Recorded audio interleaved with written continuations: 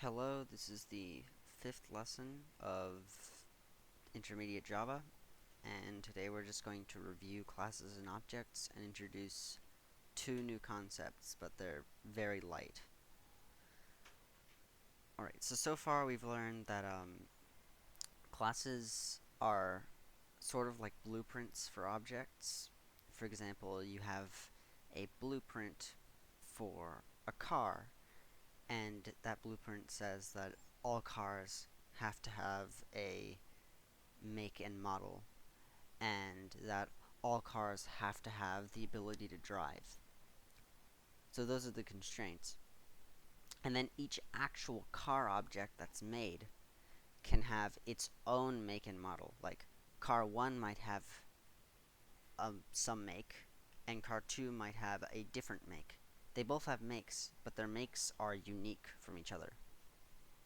That's the main idea.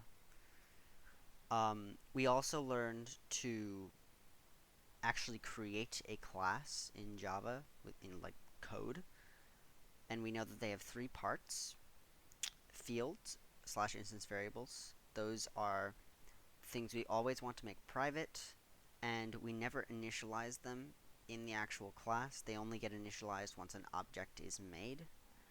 Then there are methods down here. The most common methods are the getters and setters. Getters simply just return a instance variable.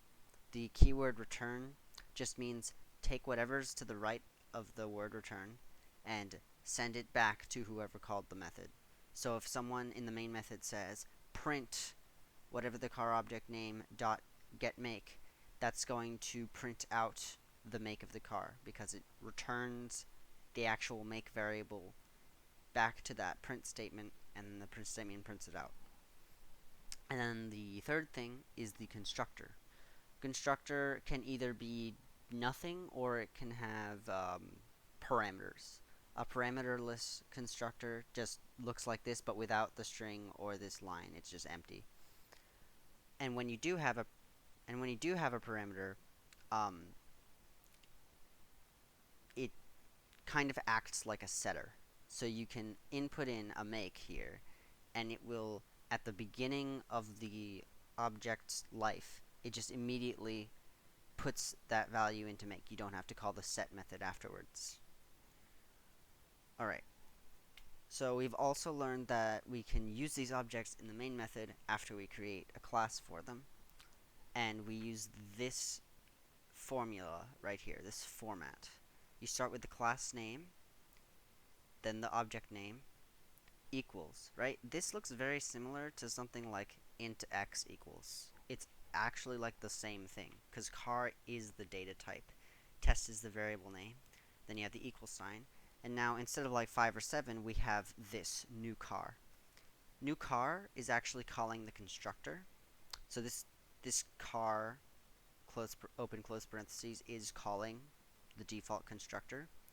And this new keyword is simply telling the compiler, hey, create a new object, a brand new one. Not one that was already there, but a new one. But that's pretty much all the new thing does. And then after we've made that object, we can call methods on it. Like here, we have the object name dot method name, and then we put our arguments in. So in this case, we are setting the speed of this test object to 10. So now, after this test.setSpeed 10 runs, the speed of the test object of this car object called test is now 10. Methods. Okay, here's the new thing. There are things called static methods. And now what that means is that there doesn't need to be an object to call them. We've seen static methods before if you've learned about the math class, like math.max is a static method because we don't have to make a math object first. We just call math.max. And it's very similar to how this works. It's actually like exactly the same. We have class name .add 34. This class name is where we would have put math, and add is where we would have put max. So now, The actual implementation of this method is very almost you pretty much wouldn't be able to tell the difference between a static method and a regular method, except for this word static right here. That's like the only thing that's different. And you'll notice that if you have a static method, you can't use instance variables, because in order for an instance variable to have a value, there needs to be an object. And with a static method, you're not using an object to call it, so there's no object to give you that instance variable from. So instead of saying object.add, we say the name of the class.add.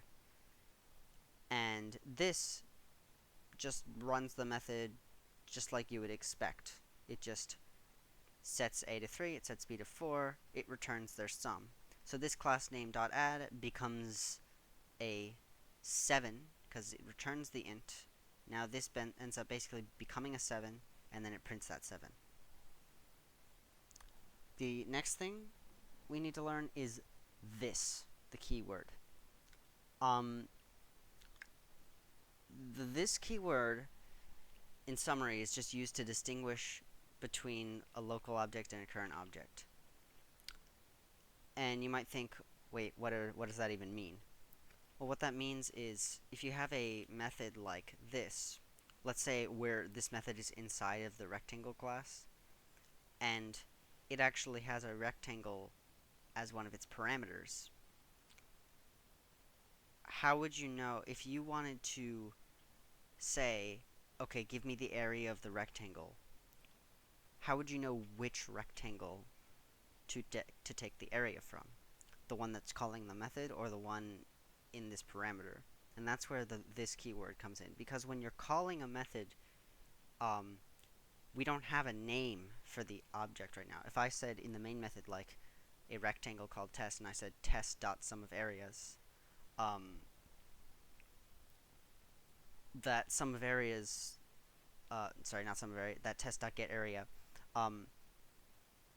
there's no name inside of the class for that object. It's just, we've set it to be called this, right? Just like this rectangle over here is called other. Let me use it over here.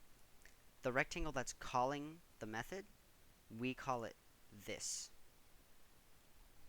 That's basically how it works. There are 2 exercises. First one is to create a piggy bank class, and there should be 4 fields. They should all be ints. One for nickels, pennies, dimes, and quarters. And then also make setters and getters for all of them. Then make a get dollars method, and that's going to return the amount of money in the piggy bank.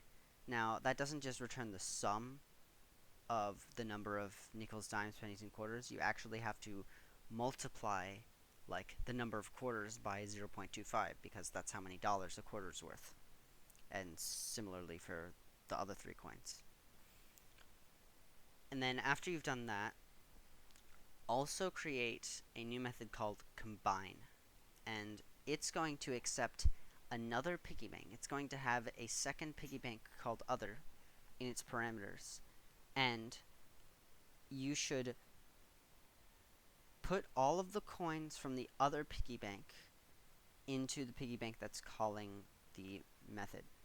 So at the end of the method, after it's run, the piggy bank that called the method should have all the coins from both of them, and the piggy bank who is in the parameters, the other one, should have no coins at all. And after you've done that, or before you've done that, there's no real order, there is this quiz that you can take. It just has a few questions about object-oriented programming that you can take, and you can actually see your score right afterwards. So just take that as like a post-test to see if you know everything or not. And that is all.